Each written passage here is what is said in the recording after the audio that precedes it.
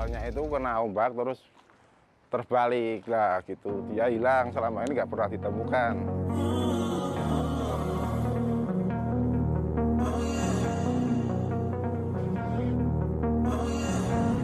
Ada cuaca buruk seperti ombak besar, ada badai. Ya itulah yang jadi tantangan nelayan karena ada ombak kan kapal-kapal goyang, jadi kan bisa berbahaya.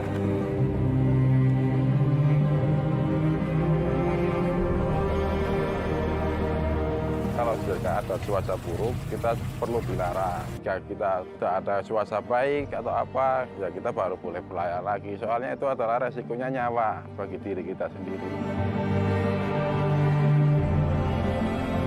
Kalau di atas kapal, rompi, pelampung ya banyak kita menyediakannya. Kan keadaan nggak tahu cuaca bakal buruk atau tidak, ya buat jaga-jaga diri kita sendirilah.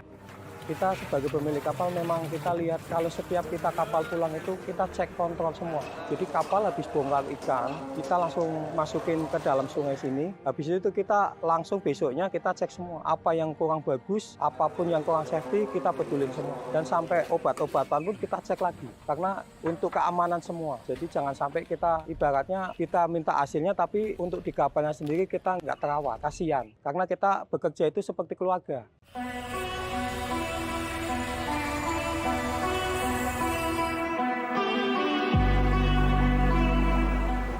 Nama saya Aris, saya asli dari Batang. Saya bekerja di kapal ikan sudah 12 tahun.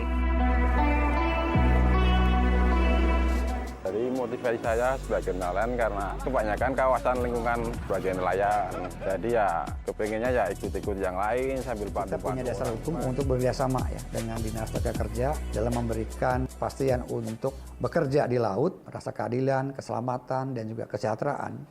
Yang kedua tentunya secara operasional, kita juga akan bersinergi dalam rangka memberikan sosialisasi maupun edukasi kepada para pemilik kapal, nakoda maupun juga ABK atas hak mereka selama melakukan kegiatan penangkapan di laut. Ini sangat penting sekali karena memang akan high risk juga ya kerja di atas kapal, sehingga mereka juga dipastikan untuk mendapatkan hak-hak yang sesuai yang telah diatur dalam undang-undang dan juga di dalam kesepakatan ataupun dari surat Pak Sekda tersebut.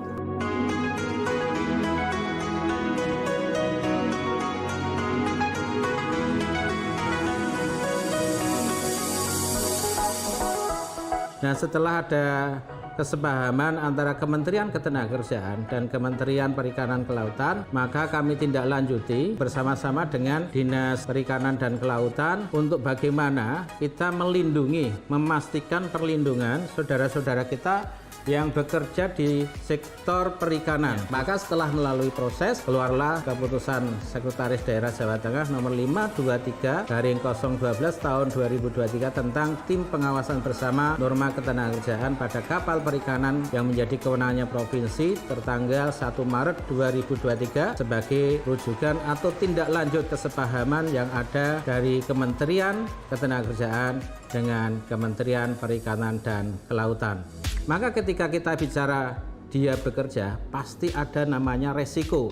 Ketika ada resiko, maka kita harus memastikan perlindungannya.